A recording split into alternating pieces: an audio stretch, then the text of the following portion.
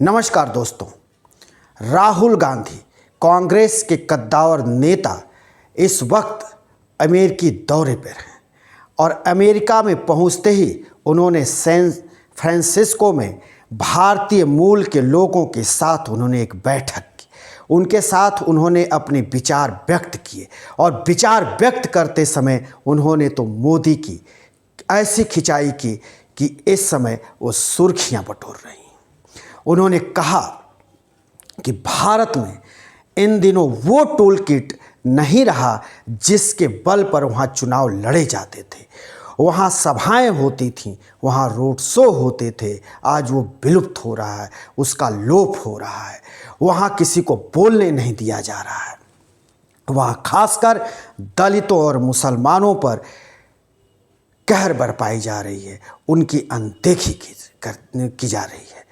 उन्होंने अपने अपने भारत यात्रा का भी जिक्र किया और कहा कि हम जब भारत यात्रा पर निकले थे तो हमारी यात्रा को बार बार सत्ता पक्ष के तरफ से, सरकार के तरफ से उसे रोकने की कोशिश की जा रही थी, लेकिन आप लोगों के और अपने देश की जनता के बल पर हमने उस यात्रा को पूरी की और उस यात्रा में हमने बहुत कुछ देखा, समझा और सोचा और हमको लोगों से मिलने का वक्त मिला। हमने करोड़ों लोगों से मिला और हमको देश के बारे में उन जानकारियों को जानने का अवसर मिला जिससे मैं दूर था।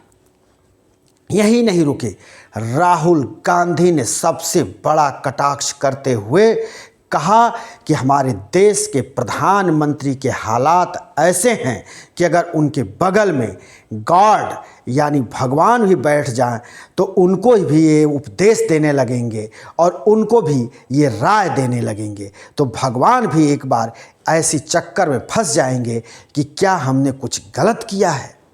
ऐसे इनके हालात हैं।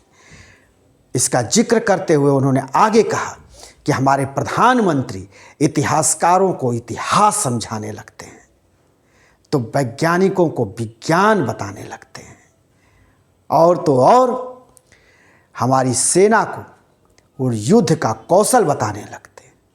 यहाँ तक कि पायलट को हवाई जहाज कैसे उड़ाई जाए इसके गुर सिखाने लगते हैं, जैसे मानो वो हर चीज के जानकार हों, सारी चीजें उन्हीं के अंदर निहित हों।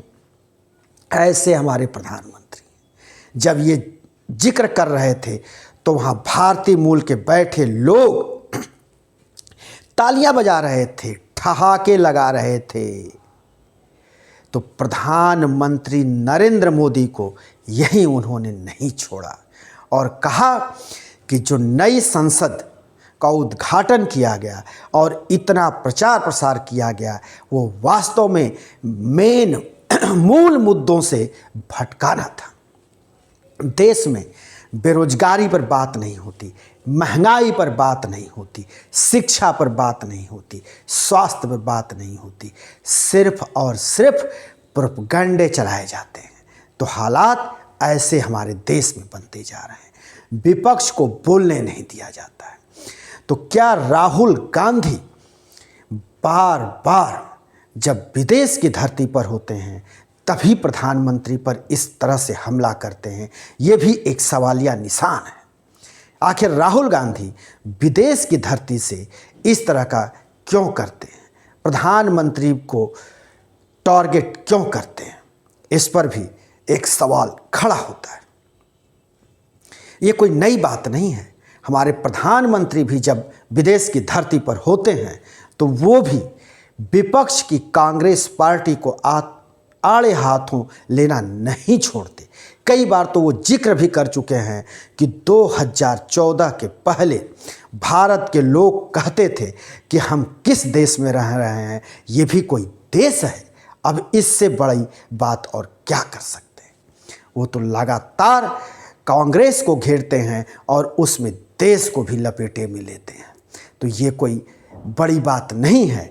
जैसे मोदी करते हैं वैसे ही कुछ राहुल गांधी भी कर रहे हैं और अभी राहुल गांधी वहाँ 8 दिन और रहेंगे और देखना होगा कि वो जो है वहाँ उनको छात्रों को भी संबोधित करना है, वहाँ डेलीगेट से भी मिलना है, वो वहाँ के संसद को भी संबोधित करेंगे। तो आगे और भी उनके जब विचार आएंगे तो भारतीय जनता पार्टी और कांग्रेस के तरफ से पलटवार और तेज होंगे और दोनों के पार्टियों में आपको नोक-झोंक भी देखने को मिलेगी। कोई पक्ष में होगा, कोई विपक्ष में होगा और वार पर वार काफ़ी तेज होंगे। तो ये जब तक राहुल गांधी अमेरिकी दौरे से वापस नहीं लौट आते हैं तब तक अब ये खबर अमेरिका की सुर्खियां बटोरेंगी और देश में इसे लेकर तमाम डिबेट भी होंगे और भारतीय जनता पार्टी और कांग्रेस दोनों आमने सामने आपको दिखाई देगी। तो राहुल गांधी ने कह दिया है कि मोदी भगवान को भी राय दे दें, भगवान को भी उपदेश दे दें। तो कहीं ना कहीं उन्होंने उस बात की भी कटाक्ष जरूर की है इसमें कि प्रधानमंत्री नरेंद्र मोदी ने 7 महीने पहले उज्जैन के यानी मध्य प्रदेश के प्रसिद्ध ज्योतिर्लिंग लिंगों में महाकाल के प्रांगण में, जो महाकाल का प्रांगण है उसमें जो महालोक बनाया गया है, उसमें जो सप्तऋषि की मूर्तियां आंधी के झोंके में 6 की 6 मूर्तियां जमीन पर गिर पड़ी 7 में से, उसको लेकर के भी उन्होंने घेरा है और उस पर भी उन्होंने उंगली जरूर उठाई है। ये उन्होंने परोक्ष रूप से हमला बोला है कि ये सरकार कितनी करप्ट है और ये भगवान की मूर्तियों में भी हिस्सेदारी करने से नहीं चूकती। दोस्तों, हम फिर किसी नए वीडियो के साथ आपके सामने हाजिर होंगे। तब तक के लिए शिवमूर्ति दुबे को दीजिए इजाज़त।